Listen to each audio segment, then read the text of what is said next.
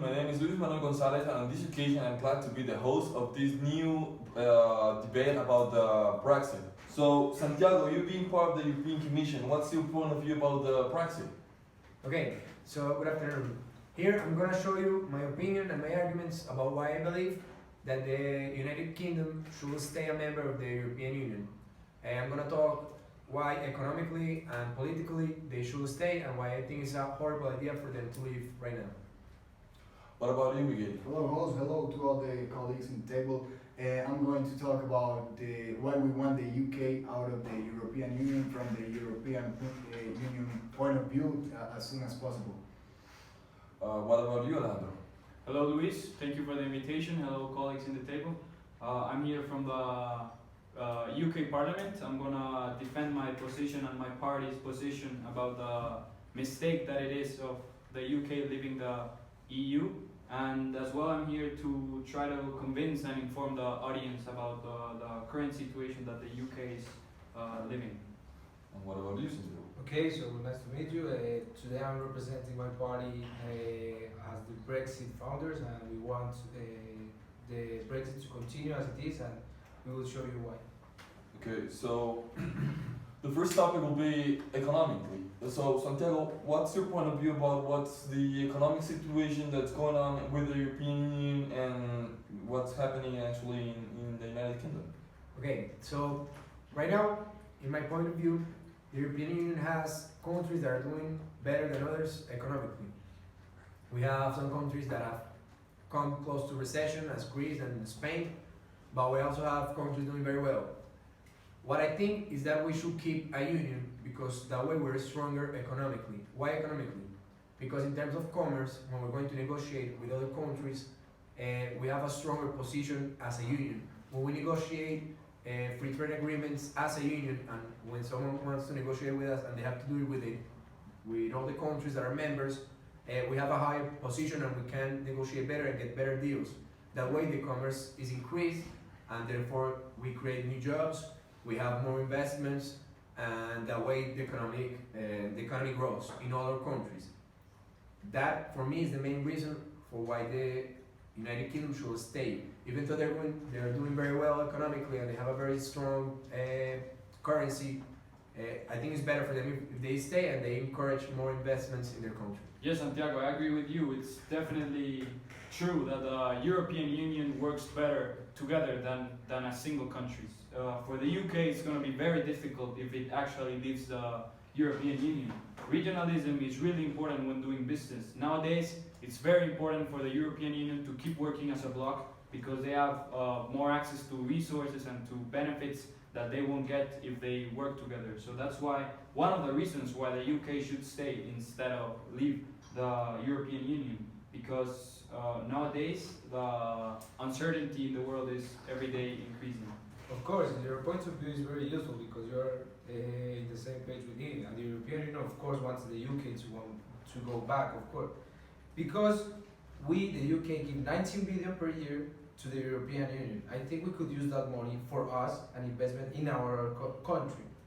So I think economically we can do it way much better without the European Union. So you're saying that you just give money to the EU.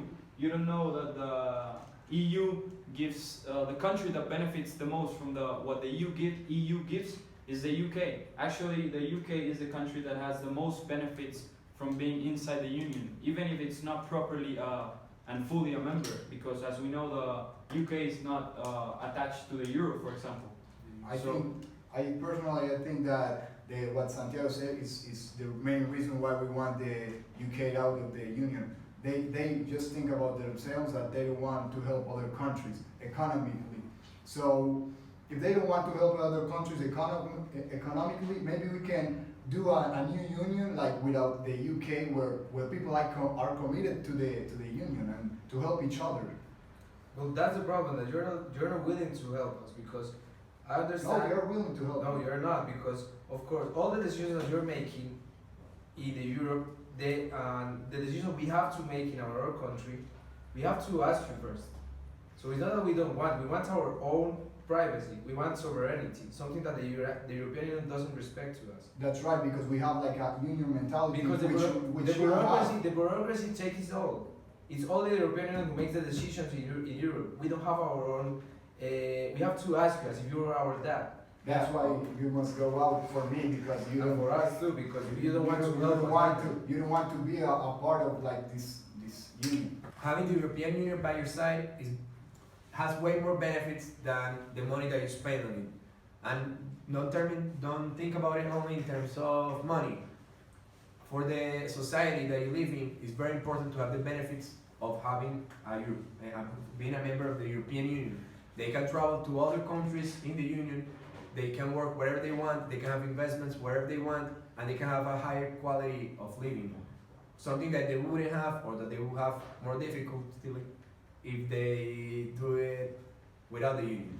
Well, Santiago, now that you talk about the social area, what do you Yes. think about like what's going on right now in Europe? For example, the terrorism attacks, the problem, the immigration crisis right now, and the immigration not only for the immigration coming from Syria and all these poor countries, but as well from immigration from the UK to other countries in the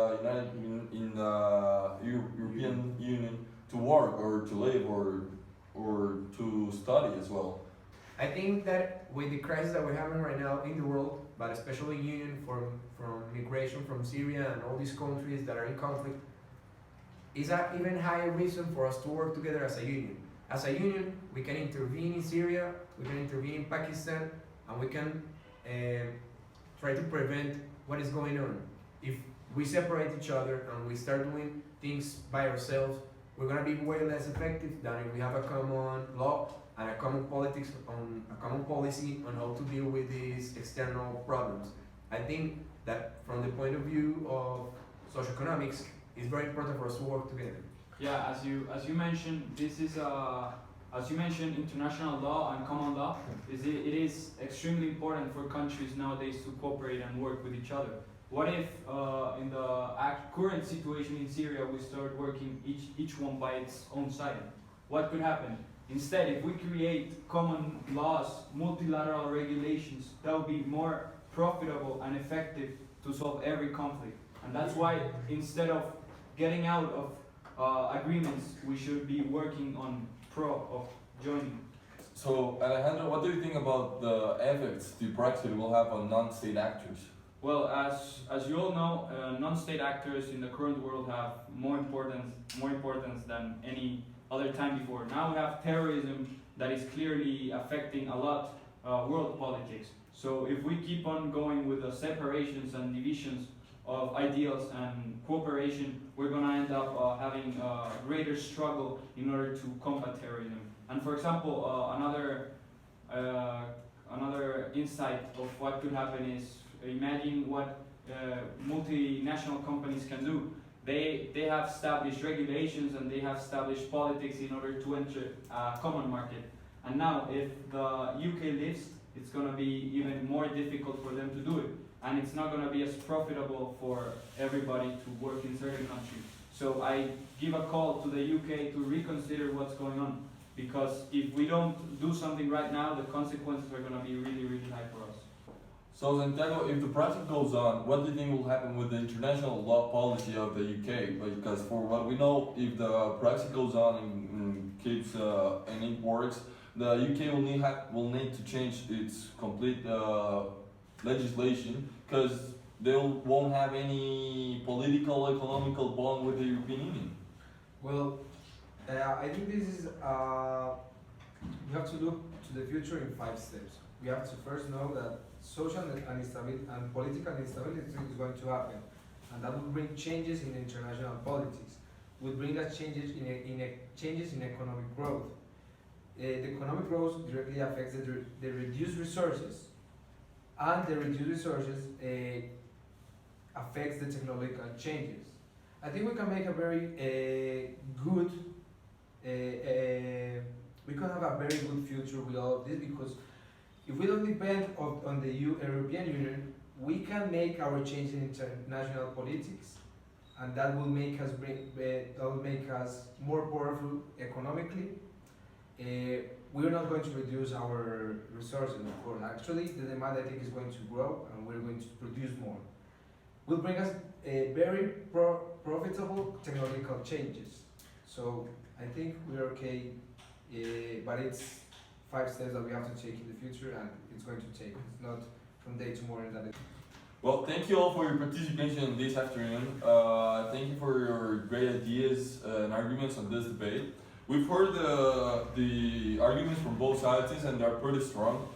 Right now, it's only clear that we need to be strength to the regionalisms and multilateral legislations, and we hope that the results of this Brexit it's only the best for the international relations of the world. Santiago, what's your idea to make UK great again? Well, as you said, as my fellow Donald Trump, we have to make UK great again. And I think the best we can do is build an amazing wall. Believe me that.